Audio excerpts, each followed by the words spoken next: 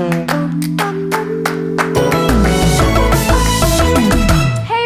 Hi! So right now I'm here with Emma from BTN, and we're just going to run over the election and talk about people we have interviewed, but also people we haven't yet. Yeah, so it's week 6 of the election campaign at the moment, and all the politicians are kind of ramping up their efforts to campaign, all that sort of stuff, especially these guys. So I'm Shorten. And I'm Malcolm Turnbull. And so we'll show you where they've been travelling lately in the last week, right? Around here. So they're there, and then they were down, one was down there, and then they came here, and then like came here for a here. bit, and he went like kind of there, and then it was there. And then I think they're both back in Sydney at the moment. Yeah, I think so too. Right. Yeah, so lately they've been talking a lot about things like jobs and growth in the economy, so kind of planning for Australia's future.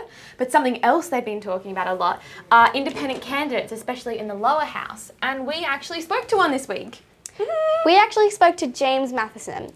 I actually met him at Manly, and he talked to me so much about education and environment.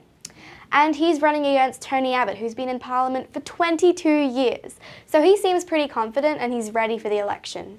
And we didn't just talk to James Matheson, we also spoke to Chris Bolin, who's a Labor politician. Yeah, Chris Bolin is the shadow treasurer. So he wanted to be in charge of Australia's money. He's actually already been the treasurer once, and he says he's ready to take up the job again.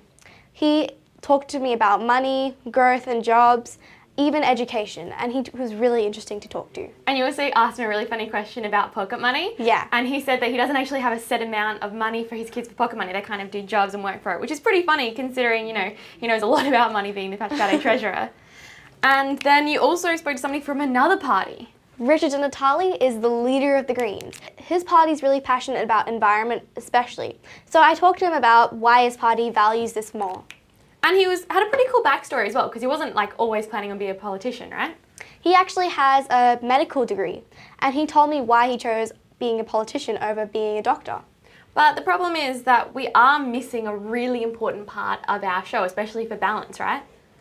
We actually haven't interviewed anybody from the coalition yet. So if we get to interview these people, then I can answer all the questions that you guys wanted to ask. And hopefully we'll talk to Simon Birmingham, who's the Education Minister, next week sometime. And we've also, P stands for phones, we've also called these people and we're kind of hoping to get an interview with them next week because it's really important to us to ask the questions that you guys want to know, right?